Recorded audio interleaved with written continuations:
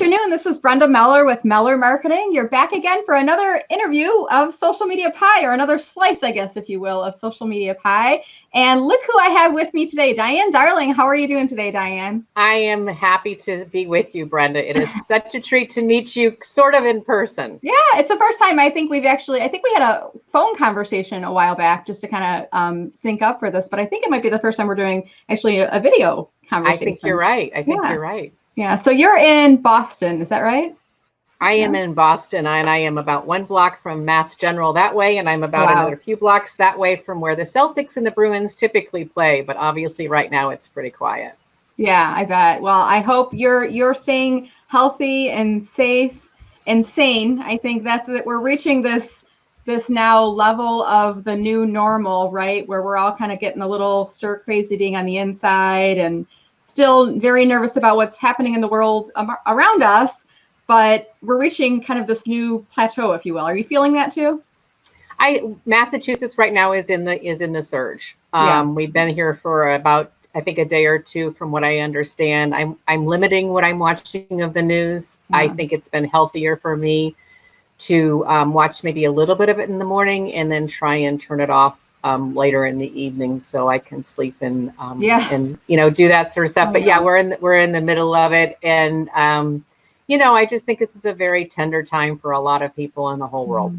It really is. And when we started having the discussion about doing this live interview, I think it was kind of in the early days of what's been happening. But I was looking at your profile. I was mentioning to you, I've got this book that's on my to-do list. It's going to be called Social Media Pie. And I'm like, I'm getting kind of stalled in the process. And I was also starting to reach out to people to say, okay, if I do go through the self-publishing route, what do I do next? So I kind of selfishly, you guys, I reached out to Diane and I said, would you want to do a LinkedIn Live? And I could kind of like pick your brain, ask you some questions and learn from you. And then we could have you, the viewers, listening in on our conversation as well. So before we kind of jump into the conversation, I just want to welcome anybody who's watching. If you're watching this right now on LinkedIn, definitely leave us a comment below. Let us know where you're watching from. And if you happen to be watching us on Facebook, do know that you can also leave a comment on Facebook, and I can put your comment up on screen. So if you know Diane, if you want to say hi to her, if you have a question about getting published, drop that in the comments as well. But what I'd like to do is a little bit of background. So Diane and I don't even remember how I first came across your name, Diane, but Diane is one of the individuals, I believe you're on the LinkedIn Rockstar list, right? I am. How we kind of, and sometimes I discovered people through my own navigation and travels through LinkedIn, and other times people nominate people that they know of. They're like, this person's a rock star, you got to watch them on the list. And I don't remember which it was, but I always feel like the people that kind of fit that category of the people I put into the list, they have certain qualities about them. And many, and I'll say all of which Diane embodies, friendly, personable, engaging, helpful, community focused, giving back. So when I reached out and I said, hey, would you like to do this interview? I was really hopeful she would say yes, even given the times that we're in right now. So if you could, Diane, why don't you talk to us a little bit about your background, what you do, how long you've been doing it, and then we'll get into a discussion about getting published. Absolutely. So pre-COVID, the virus, I was a speaker at many conferences. I would travel around the world. I spoke for European cardiologists. I spoke for 20th Century Fox, mainly corporations. And the topic was networking, but the topic was really, how did you network internally?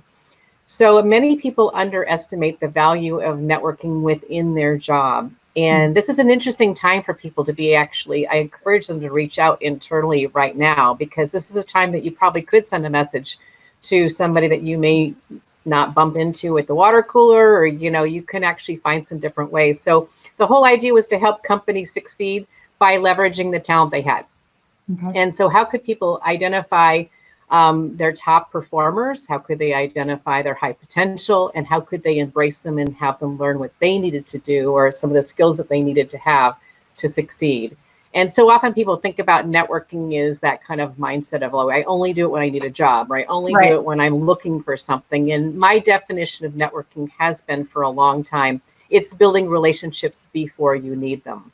Absolutely. So one thing I'm actually telling a lot of people right now is this is not the time to necessarily be cold calling or looking for people on LinkedIn or saying, I get this all the time. I'm sure you do as well. I coach 7-figure, people. I like to connect with you, and I'm like, go away. My favorite, Diane, is do you get the people that reach out to you that they are, in their headline says, I specialize in finding people LinkedIn leads. And then I'll message them back and I'll be like, dude, did you look at my profile?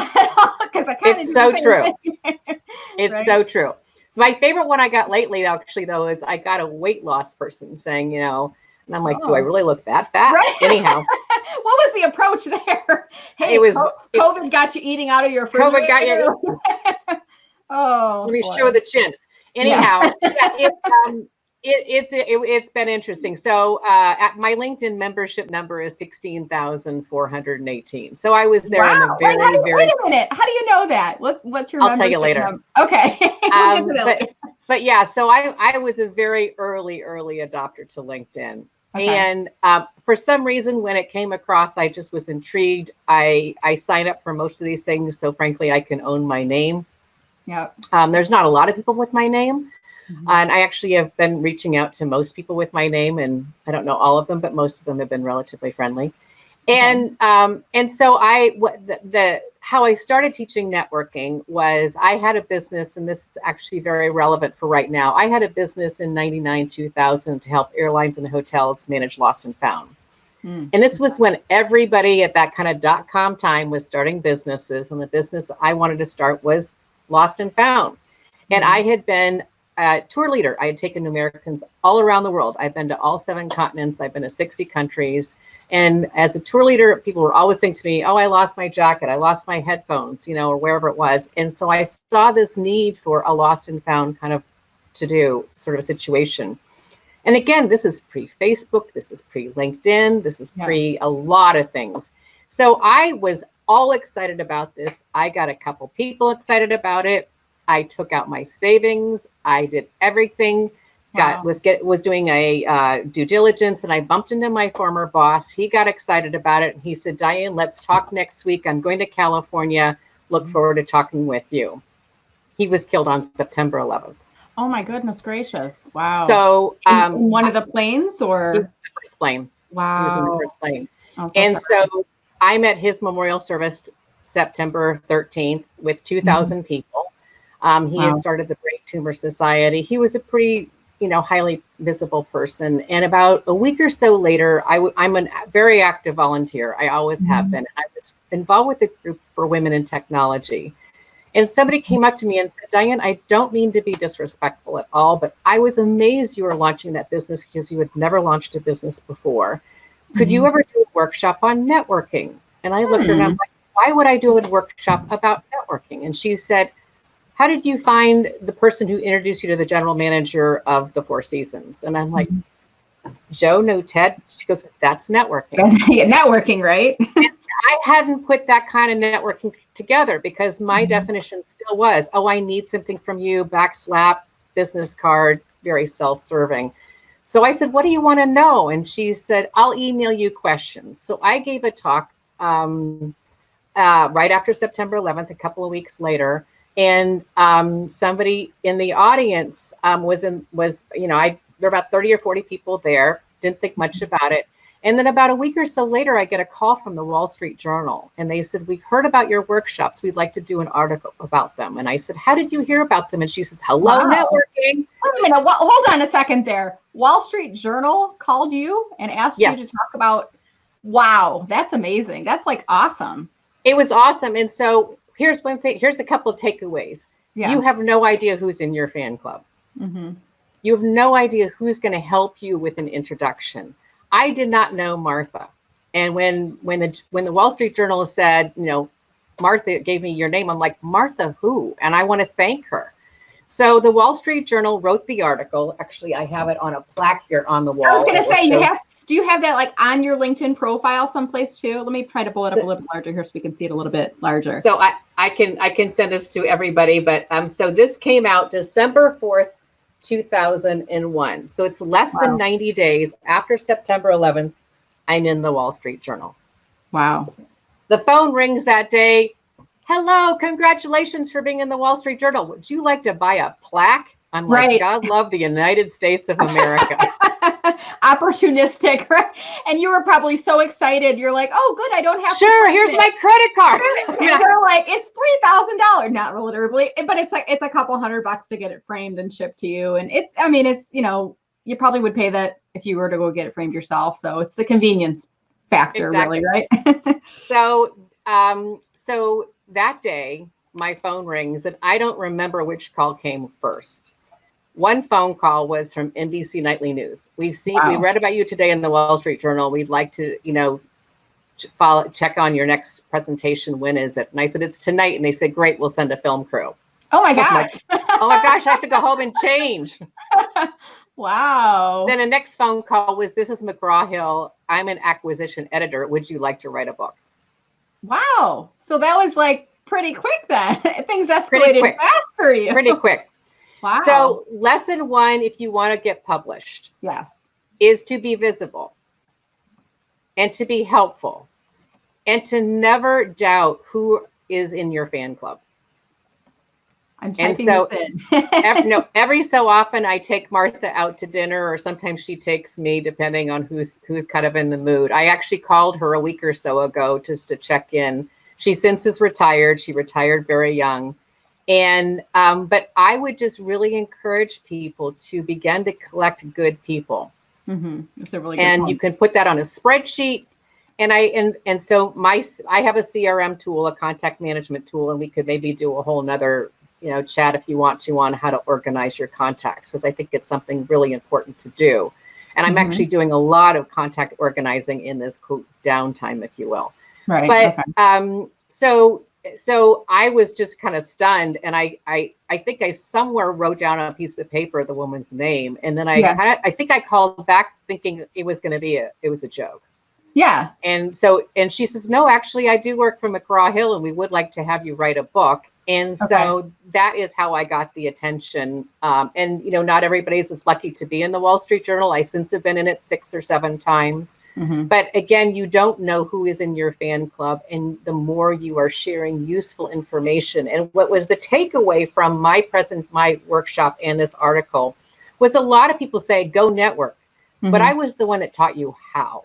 Right. I was the one who said, here's how you get out of the conversation. Here's how you pick your networking events. Okay. I have something called the weather report, which is whether or not you go. So what is that? Tell us about that. That sounds interesting. Well, I think about whether or not I said yes to you. You know, I said yes to you because I am on your rock star and I list, and I feel very privileged to be in that situation. I also felt that you were credible, that you were authentic, that you were not going to just hit me up for your own sake. Right. Yes, you're writing a book, but a lot of people have an interest in this topic. So I knew that I could share useful information. I felt a sense of authenticity and consideration and appreciation for my information. So if it's a in-person event that we're not doing right now, you know, is it a good time of day? You know, in the old days, I would think about traffic. There were times I wasn't going to go into traffic at that certain amount of time of day. Mm-hmm. You know, there are other times when I'm like, I can walk there. There are other times when I'm like, who invited me? That was going to help me say whether or not I was going to go. That's one of the things I tell people all the time. Who invited you? Mm-hmm. Sometimes I'll go to an event that I could care less about, but I'd like to say hi to you and thank you, Brenda. It's been nice to see you. And I don't know anything about this organization, and it's not something that's particular interest for me, but I will say yes to you because it's you. So let me ask you, how has this changed for you now with online networking? I mean, are you getting invited to virtual events and Zoom meetups? And are you using, because you don't have to drive, but maybe you have to get up and get dressed and, you know, do your hair and makeup. But are you finding you're doing more networking online when you're asked, or are you being just as selective about those opportunities? I still think I'm being selective about it. I will also say that I think this is now a time that I would encourage people to be more generous with their invitations than not. Okay. I would just invite people and let them self-select no, because you don't have to pay for any food and beverage. Mm-hmm. That's very true. You don't have to, you know, why not make people feel more included than not? Yeah. That's I'm working with a company right now, and every Tuesdays and Thursdays at noon, I am on their management team meetings, even though I'm not with the company. And I can prod the employees and the management team. The chief operating officer is there, and I can prod them and ask a few more questions and, ask how things are doing, and maybe share some things that are less practical or tactical with the industry that they're in. I can coach them on how to deal with a pretty disgruntled client that they may be facing. And what happens right now is you get some pretty bad behavior when people are on the phone or not seeing you, and they know they're not going to see you for a while. Right. And they're tense. And so I said, this is a moment you can actually say, I think we both need a deep breath. I know I need one. Right. And then you take a deep breath and say, and then the line I encourage some of them to say is, based on our past relationship, do you think we intended harm? Yeah. When there's some conflict. So I think, but to go back to the virtual events, I get a little concerned about all the drinking that's taking place alone and online. It's a vice, right? I mean, to each his own, but I to your point, I mean, when I'm asked if I'm available, and they're like, last week was crazy busy with Zoom meetings and lives and webinars and everything, and I was a little bit more selective, but I've always made it kind of like, if I belong to an organization, I try to go to at least one of their events per quarter, if not more than that. And right now I'm, just to keep my face and my name out there, similar to you, public speaking, you want to keep yourself out there. But I don't know about you, but I get on the Zooms, and what I'll do is I'll have Zoom on like one side of my screen and LinkedIn on the other half, and I will invite people that are on the Zoom to connect with me. It's kind of like, because you can't, they can't see what you're doing. You're kind of looking down, and you're cross networking.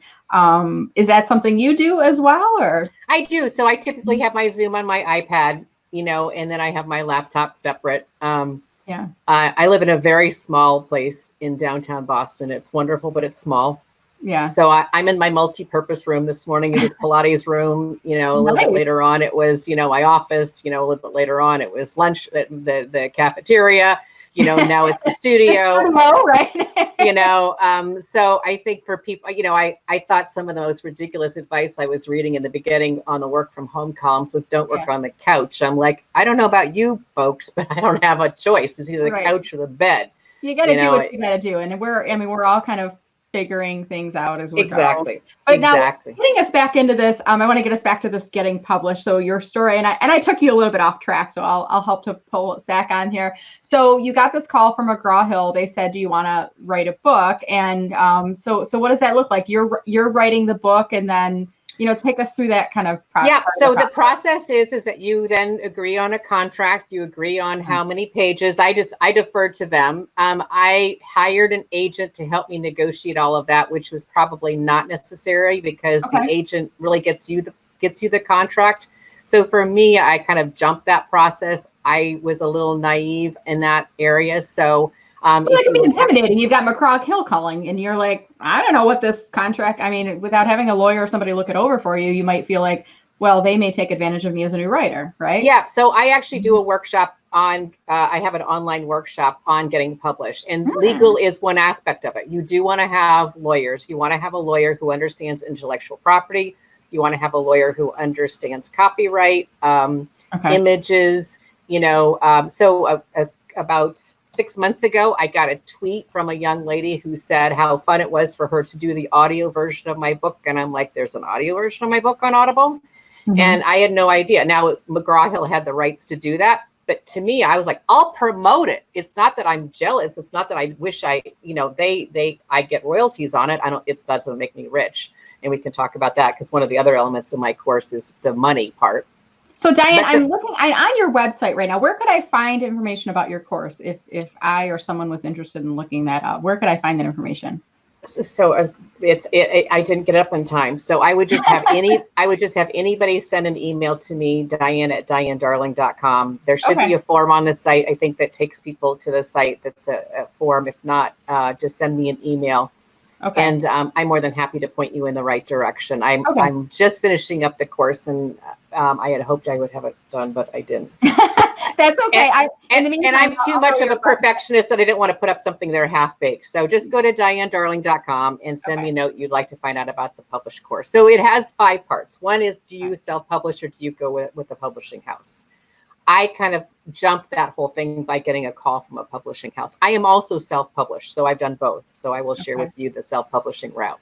Yeah. Okay. And so you get this contract and they tell you how many words. And I got super organized and I had a spreadsheet on it was 60,000 words I needed to deliver by a date in October. Okay. And so I had a spreadsheet so wait, you said October. So what date was it that they called you? Like, how long did you have to write it? What's that time frame? I had about 4 months to write it. Wow. Okay. So that sounds, I mean, does that sound daunting to you at the time, or was that manageable, or did it seem like that was so far away? I mean, it seems so far away. And what happened for me, and I'm not saying this is true for everybody, is I procrastinated. And so I had this spreadsheet about how many words I needed to write a day. And that happened for about 3 days. And then a week would go by. Right. And then 2 weeks go by. And I finally locked myself into a friend's cabin in Vermont with no internet and just typed like Schroeder. I mean, I just typed. I also had Post-it notes all over her walls and all over her. And I rearranged the book multiple times. So was this pre-laptop days? You said typewriter, or did you just prefer typewriter? No, I was typing on a laptop. Yeah. On a laptop. Yeah. Okay. Sorry. Okay. But this is back far enough that they wanted me to actually hand mail them a manuscript. I introduced to McGraw-Hill, which just blows my mind, the idea of some, virtual editing tools and things like that. I don't even remember, frankly, what it was. Yeah. But, it's hard to believe how much has changed in all of that. And so you get an agreement for the number of words you're going to write. You agree that you have authorization to quote people. You have authorization to use any artwork. You have authorization for those things. I probably, in hindsight, was sloppy about that. I would probably today do a video. Brenda, you and I are talking today on April 20th, 2020, and you are giving me permission to use your picture. And I would just keep little snippets of that. Now it's much easier to get some of that and have that recorded. So I would encourage anybody who, you want to be sure you own all of that. And, obviously there's plagiarism and things like that you want to be mindful of. So I signed this agreement. I start working on the book. And then I got a note from my editor saying, we want to just check and see if you're going to meet your deadline. And I'm like, I could never imagine me not to meet the deadline. I mean, this is McGraw-Hill. Yeah. And it turned out there was some miscommunication with the agent. She has since passed away, and so I'm not going to name her nor bash her. But she had worked with celebrities, and I just was not exciting enough for her. Oh, so we kind of had to revisit how that was going to work. And basically, an agent typically gets 15% of your advance and any royalties. And if they get you the contract, then that's fine. They've earned their money, right? Yeah, they have absolutely earned their money. So you have the 5 segments is writing, publishing, or self-publishing. The second part is the writing and keeping track on writing. My advice to people on that is to write and not edit. Right. Okay. So that's a good piece of advice, because we tend to, and I think for me, kind of going through the process, it was like I write and then I'm like, well, did that chapter even make sense? Is this like 2 books now? I mean, you start, that freezes the process up, right, of writing. And that's what takes the time, I think. It does. And so I'm trying to do morning writing. I wake up and I just try and write. And I'm now actually just doing it on paper. I just have scratch paper, and it's kind of like it's not a journal per se. I'm actually wanting to put more and more of this on Medium. But it's just, I want to get the thoughts out of my head. And if I'm writing on paper, I'm not going to start editing. I just want to get the ideas out and rearrange them later on. So I would encourage any of your listeners who are struggling or procrastinating or overthinking. It's a rare person that I have found, particularly those of us who are old enough who we did actually write on paper first. Yes. To write on paper now and then finesse it later on. You're never going to write your first book in one writing. It was segue. I watched the Netflix thing about Taylor Swift, and it was interesting to see her as she's kind of humming out her first songs, because you see her perform and you're like, wow, that's amazing. You forget all of the back work that took place to get to that point. I have to edit my thing. I just realized I put a typo in here. See, I am editing as I go, right? But really good point there, because you can. I mean, it's really easy on a computer. I don't know about you. I mean, I used to love to write when I was younger, and I used to journal and have a diary and all that. And then I got older and I kind of like fell out of it. And then we're typing so much that now it's like when you sit down and you put your hand to paper and you're writing, I actually get like arm cramps now from, because I can type really fast, and my writing style is slow, and it's more effort that goes into that. But I just would get things on paper. And if this is too much, I actually tell people to get a brick of Post-it notes and write an idea on the Post-it note and start putting it on a wall or on a whiteboard, or something along those lines. And then you can rearrange the Post-it notes or take pictures of them. I do that when I give a talk. When I'm working for a talk, I will have all the things I want to talk about on Post-it notes. And then that's how I then will flow my talk. Love it. So this is like kind of like an alternative to like when I'm writing my book, I wrote an outline and then I rearrange things as I go. But this is kind of like an alternative. I could just write a bunch of sections on here and then figure out what subsections go underneath it. So Absolutely. I could use that as an alternative. I love it. So to that point, when I first was working, the first outline of the book was why should you network? Sales, fundraising for charity, moving to a new neighborhood. I kind of had those different reasons. And in each of them, I was like, well, what you should do is you should identify people who already know you is my first thing to do. And then ask for help from them. And so I was saying the same thing for sales, for fundraising, for moving. So I flipped the book and I'm like, here's the process, and the purpose might be different, but the process is the same. So in that kind of, Post-it note, moving things around, I actually revisited the whole way I did that. Okay, love it. So you've got the getting published, you've got the writing, you've got the legal part. You do want to take care of the legal part, and you want to, and of course, back in those days when self-publishing meant that you sent things to it's leaving your house, and leaving your house, and you would have 5 of it, or what? I mean, what did that look like?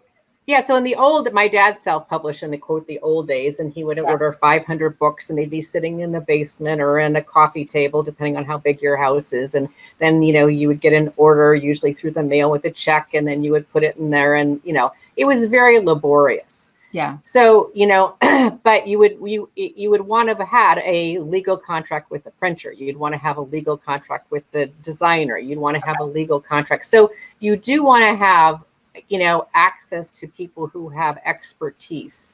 I used to be on the board here in Boston of something called Volunteer Lawyers for the Arts. I was the only non-lawyer, and as a writer, I was considered an artist. And I have one grandfather who was a lawyer and another one who was an artist, a woodmaker. So it was kind of a fun board to be on. But there are nonprofits who can help you with some of that legal work. But you want to find people, and if you can, if you're in a situation where you can have all that, but you want to have some legal contracts and some agreements, and and think about what are some of the clauses that will happen. What if the computer crashes? What are some different ways to do that, and think about that. Okay. Then the next part I want to talk about is marketing and sales for your book. And so in the old days, there wasn't Facebook when I wrote the book. There wasn't LinkedIn, which is hard to believe back in that day. So the sales and marketing was really on the burden of the publisher. Okay. So McGraw-Hill would put my book into a catalog. Then they would mail that catalog to bookstores or universities, and that was how books were sold. Right. This is pre-Amazon. Sounds like archaic. Like, wow, that's how they got their books. It was like from a truck. Like, here's what I got to sell. Absolutely. Yeah. So that was the process. Okay. But the reality is, it was still author driven. And so this is something your listeners really need to hear, is that if you don't like marketing, if you don't like publicity, you either need to afford to be able to hire that out, or accept the fact that your book may not have great sales. Okay, good point. So even if you're working, I mean, is this a self-published route, or is this working with a publisher? Either way? Okay. Either. And it's actually harder now, because now a publisher wants to know, how many followers do you have on Twitter? What is your LinkedIn out? What is your reach? What is your Facebook following? That is something, because then a publisher can actually validate that you have a network that will be potentially buying it. So the number one place that I make not that I sell books, is that when I go for a speaking engagement and I say, would you like to buy books as a part of it? I never require it. So you say, here's the speaking price, and then here's the speaking price plus 100 books to cover your 100 attendees or 500 books to cover. So everybody gets a book for free, you know, with the talk, basically. I love it. Nice add-on. Yeah. So I've had companies who paid me a nice salary or a nice speaking fee, and then on top of it bought 400 to 500 books. And I sign all the books for free. I don't charge for that. Some speakers do charge for that. I don't. I pre-sign all of the books, and then I invite people, anybody who wants to talk to me and have it, you know, customized with their name. I'm more than happy to toss that in there. It was funny, at one company they ordered 200 books, and they said that McGraw-Hill only had a certain amount of them. They had to buy some others on eBay. And so when I went to sign them, somebody had sold my book on eBay. And so and so the book they handed me was actually signed to, you know, Joe, Happy Networking Diane. And I'm like, Joe sold my book on eBay. That's funny though. They're now being recycled back and making a return visit to you again. Yeah.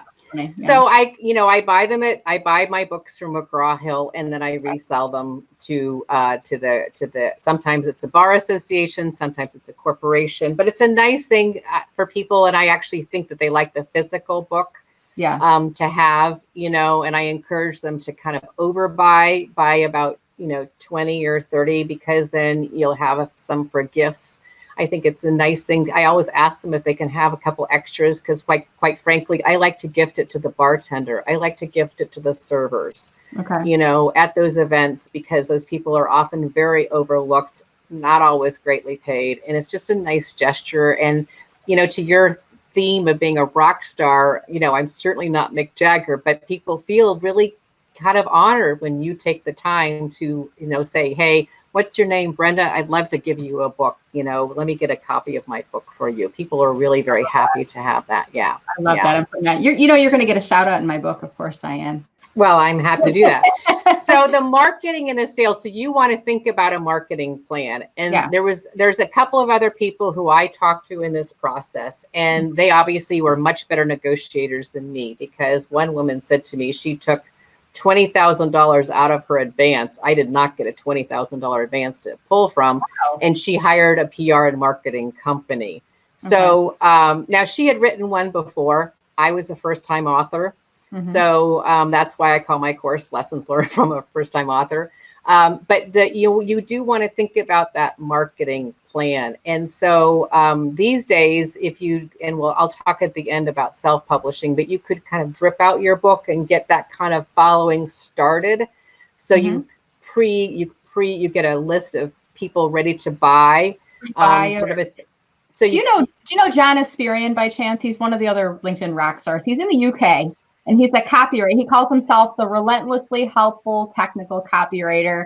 And he's been writing this Content DNA book for, I want to say 2 years. It's probably only been like 6 months, John, but, and I'll tag him in here later. But he has been like, I did one of the pre-sale, you know, I like signed up, and he's been sprinkling it out just as you're talking right now. And I think he's already got a nice following for it. And the book hasn't even been released yet. It's really smart technique.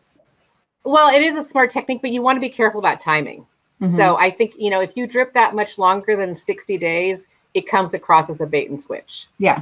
And in his case, I think he was actually preparing to publish the book and release it. I think he was planning on having a book party, I want to say like February or March. And, you know, now he can't. So he's got to wait until the world opens back up again. You know, I mean, for me, I was planning on having my book. It's called Social Media Pie. I was going to have a book launch party on March 14th, 3.14 Pi Day. You know, clever play on words there. And procrastination actually worked in my favor, and I didn't get it done in time. And here we are today. What is it? April 21st? April 20th? Well, yes, but I would do virtual book launches now. Okay. And I will share with you that I networked a lot. I happened to be at a conference a number of years ago at Harvard Business School. I met the woman who is the then CEO of Borders. We talked about, you know, me doing book signings. And the truth is, you don't sell books at book signings. You sell a handful of them. Yeah, I mean, it's a celebration is all it is. It's a celebration. And so I think, family and friends and. Yeah, so I did a private book party here in Boston for the people who were local, who I had interviewed. Okay. And that cost me a fortune, but I did it. And it was in someone's home. I had it catered, you know, the whole 9 yards. I was very, very lucky to have it in the home of an amazing person who I had interviewed, Bob Metcalf. He's quite a remarkable person. I had interviewed him for my book, and he does the networking on the technology side. He invented Ethernet. And so prolific networker. And so where I had it in his home of about 50 people. But, you know, when you do that, plus catering, plus all the rest of it, you know, it was not an insignificant amount of money that I picked up the tab on that. Right. So, and I bought everybody a copy of the book on top of it. And so another thing you can negotiate with the publisher is how many free copies of your book you're going to get. It's pretty limited, you know, in most cases. You can buy it at a significant discount, but at the end of the day, it is pretty limited.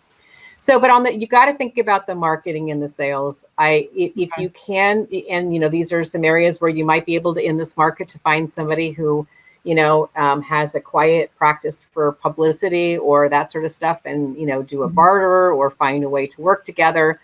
But you really do want to think about a really, really good marketing plan so people feel engaged. And then the last thing to talk about is money. Okay. I meet a lot of people who think they're going to make a lot of money. And unless you're Oprah, unless you're, you know, a president, unless you're, you know, unless you have some sort of significant pull, rarely is a book something where you're going to make money. Okay. It is a very prestigious business card. It's a very prestigious thing to do because you know how hard it is to get the little sucker done.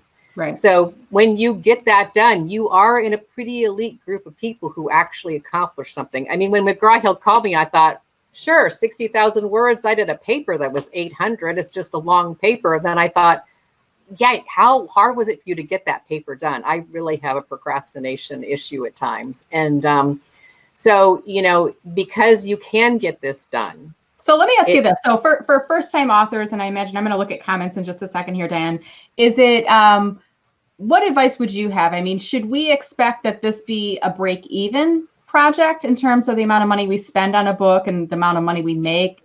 Can we expect it's going to be a loss and it's an investment that we're making for our first book? Or what advice do you have for folks out there? I would say a couple things is that you need to live. You know, you need, so if you don't have at least 6 months of money that you can live on with no income, and then your book is your full-time job, from writing it, getting it out there, doing the marketing, the publicity, and all the things, you know, if you need to have that. And this is something in my class I do, which is I give people an Excel spreadsheet of what are your costs, what are, you know, what's your rent, what's your, you know, mortgage, what's your light bill, what's your, you know, kids' tuition for school. I mean, whatever you need to factor in, can you live on 6 months of, you know, no income, and then have this be your full-time job? Or look at this as, you know, your side gig. Right, your side hustle, you know? Yeah. And that may mean it's longer than 6 months. Okay. That's you know, but that was kind of the mindset I encouraged people. Today is the Boston Marathon Day. Obviously, we're not having it. And there was a gentleman who was in one of my first workshops on my book writing, and he called me up and said, Diane, I really need to be in your workshop. He's the race director. He literally runs the Boston Marathon. Okay. And he's a pretty high profile guy. And he had run across America to raise money, ending up at Fenway Park, and his book was not getting done. And he was a pretty high level speaker, and he wanted to have the book. Every time he got booked for a speaking engagement, they said, you know, and where can we buy books? And he didn't have a book. So I've been asked that question. So, I mean, and I would tell people, like, when people would say, hey, do you have an email newsletter? You need to get an email newsletter. And when people start asking, I mean, I've had people asking me for probably the past year, maybe better than that, you know, hey, where can I find your books? Like, where? And I'm like, well, I don't have one yet. And I keep saying I don't have one yet. And now I'm like, I have it in process. But, you know, I think for speakers especially, I mean, you alluded to this point earlier, it adds a layer of credibility. And then I loved your point, too, of this whole other income revenue source, rather, you know, adding it to the sales of your speaking engagements. So, yeah, I think, you know, the point there, I mean, would you agree if people are asking you, where can I buy your book, or do you have a book? Is that your cue that you should start thinking about one? Absolutely. If anybody says to you, you should write a book, I would then say to them, can I ask you a couple questions? What do you think my book should be about? Okay. You know, Rob Lowe, the actor, wrote a book called Stories I Only Tell of My Friends. And because every time he was telling a story, people were like, you should write a book about this dude. You know, I haven't read the book, but, you know, one of the books I most recently listened to, I loved, was Joe Namath's book. Okay. And I grew up with Joe Namath. You may not even know who he was. I do know the name, and I think immediately I think of Brady Bunch when I hear Joe Namath. Do you remember that? He was on the show at one point. I think so. So Joe Namath played for the New York Jets, and he grew up in Pennsylvania and was in Alabama. Cute guy. Joe, if you're listening, I'd love to have a conversation with you. But I listened to his book most recently because he read it. Yeah. And it was just fun to hear his voice. And he's got a very authentic story. You know, one is getting to be as successful as he was, then later on accepting that he was an alcoholic. And he tells it in a very, it's My Life in 4 Quarters, I believe is the name of the book. And he talks about, you know, just addressing that part of his life and dealing with it. And some your listeners may remember, he was on, I think it was Sunday Night Football, and he was drunk. And he said to a woman reporter on live TV, I want to kiss you. And they had to shut the interview and switch gears because it was clearly something was wrong. So he needed to pick up the pieces of that very publicly and did so. But, you know, so someone like him has a platform. Mm-hmm. I mean, that was the two loves that my dad and I both loved Joe Namath. My dad wanted to be him in football, and I thought he was cute. So, you know, so I think part of it is if you have that platform, you know, the money is a different thing. Yeah. But for people who don't have that, you need to you need to be sure that you can cover all of that. Mm-hmm. And so in that situation, let's jump over to self-publishing, because I actually do think now, much different than my story, is that self-publishing is very possible, and you still want to have the legal, you still want to have the marketing, you still want to, you know, be a good writer. Those things still are very important. Okay. But you now very, very quickly can publish a book. Okay. So about 2 years ago here in Boston, we were in the middle of a blizzard, and we were going to have snow for 5 days. And I was feeling antsy about that, 1. And 2, I had just been to, I think, my 4th presentation at a women's conference, where all the quotations at the conference were men. Oh, nothing against Abraham Lincoln. Nothing against Bill Gates. Nothing against Elon Musk, Warren Buffett. They're all wonderful men. But I could not believe there was no possibility of over the weekend, I curated a collection of quotations by remarkable women. Okay. And I self-published that. Did you? So is that one of your books? Yep, it's on Amazon, and it's called She Said It. So wait a minute, I'm going to go to your website right now. It's on Amazon. It's on Amazon. So are your books on your website too, or do I just need to go up to Amazon and look? Go up to Amazon and find that book. My website's a work in progress. I'm taking this downtime to clean it up because it needed some love. Okay, so I'm going to share my screen here as you guys are going to come along with me and Diane, if you will, as we go through this process. So I'm pulling up Amazon. All right, and let's see what else we got here. Okay, so what am I looking for? Just go darling, and then She Said It. And so what I did was I just started basically that weekend in a Google Doc. I started just cutting and pasting all the cool women I could think about. And then if I saw they knew somebody, I started just curating all of these quotations. I'm not seeing it, Diane. Are you seeing it in here? Is She Said This? She Said It. Oh, it. That's why I got the wrong word in here. Okay. Yeah. There it is. Oh, I am buying your book because this is like one of my biggest pet peeves. You know, you've probably heard, Diane, of conferences that only have did I share my screen? Did you guys see this as I was sharing it? Oh, well, I didn't see it, but that doesn't mean anything. No, I don't think I did this right. So let me try this again. Now, can you see my screen? Now, can you see Amazon? Yes. Okay. Yeah. If you can see it, everybody else can see it too. So one of my pet peeves, when you go to conferences, you ever heard of, there's a hashtag, it's congrats, you have an all male panel. Have you heard of Manels? Manels, right? And then people will like take a picture of your program and they'll tweet it out, and there's a David Hasselhoff meme that goes along with it. And but this is more subtle. People may not think about the bias towards men in the inspirational quotes, but I sometimes I'm trying to balance. I'm always trying to do 50-50 male female. And I've not seen a book like this yet. So guess what I'm doing right after I get off the webinar here today? I'm buying your book. That's great. Yeah. So this is an example of something so I self-published this literally in a weekend. Wow. So I would encourage your listeners to, maybe do something like this. So I actually initially published it as a Kindle. Okay. It didn't even cross my mind to do it as a paperback until a conference said we want to buy 400 of them. Wow. That's great. And then that turns you into a paperback version. And when you do audio versions of your books, Diane, is it you who's reading them, or do you ever outsource that to talent to do that for you? So McGraw-Hill outsourced my book, The Networking Survival Guide, to a wonderful woman, Leslie Howard. So it's on Audible. And I have to say, I'm very grateful for that, because reading and so I actually read my other book, Networking for Career Success. And to be truthful, as I'm saying this out loud right now, I'm not sure I finished it and got it up on Audible, because you have to, there's all kinds of, and there's actually a great sound editor I worked with in Michigan who helped me with it, because audio recording is harder than it looks. Yeah.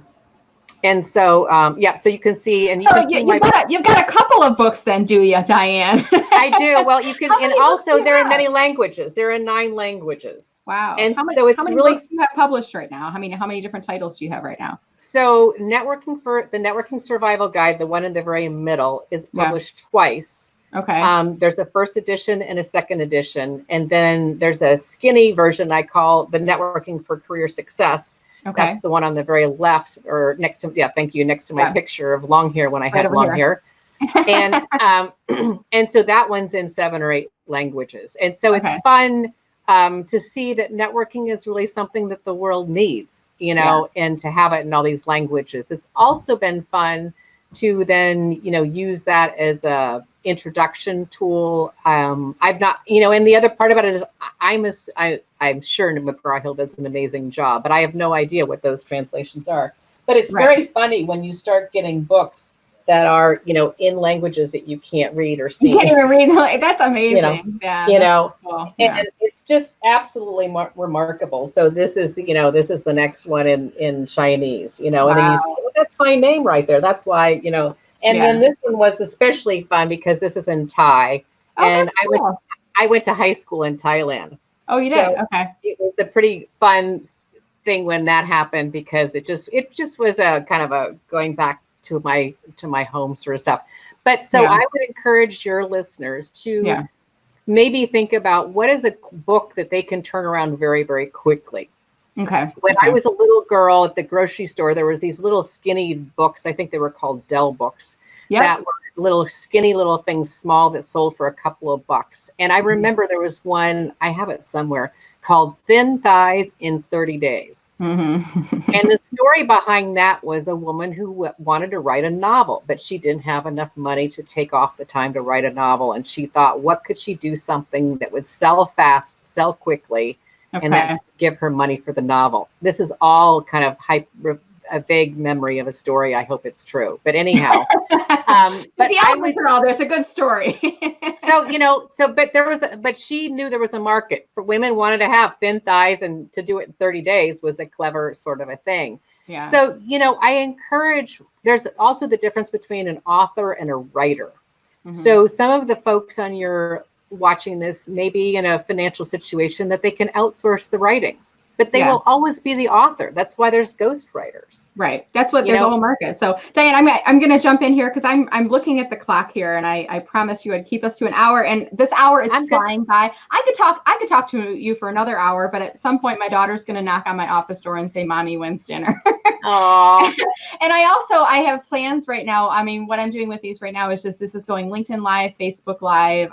I'll pull it down and push it up on YouTube later, and I'll eventually turn this into a podcast, but I do want to make sure I'm keeping these to around that 1 hour mark. Absolutely. For the playback. But I would love to have you join me back, because I think we could talk about networking. We can talk about self-publishing versus working with. I mean, I see so many different areas that we could continue this conversation in on. What I'd like to do, though, is just take a moment to look at some of the comments and give a few shout outs, if it's okay, Diane, and then I'll turn the floor to your listeners. No, this has been awesome. And like I said, I'm going to purchase your book right after I get off here, because I've been looking for a book of quotes by women that I could use in presentation. So that's really perfect. All right. So to give some shout outs here, if you guys haven't dropped a comment below, do it now, because if I catch up to your name, I'll say hi to you real quick. So we have Lori Taylor joining us from Indianapolis. Tom Daniels. Tom, you have to be working on your book. We've talked about your book. I want to make sure you're working on yours already. We have Josiane joining us from Malta. So we are international here today. We have Allison from Metro Detroit and Brad from Metro Detroit. Hey, guys, how you doing? Robin Sherrill from Cleveland, Ohio. And she's in Cleveland, I think, but originally from Detroit.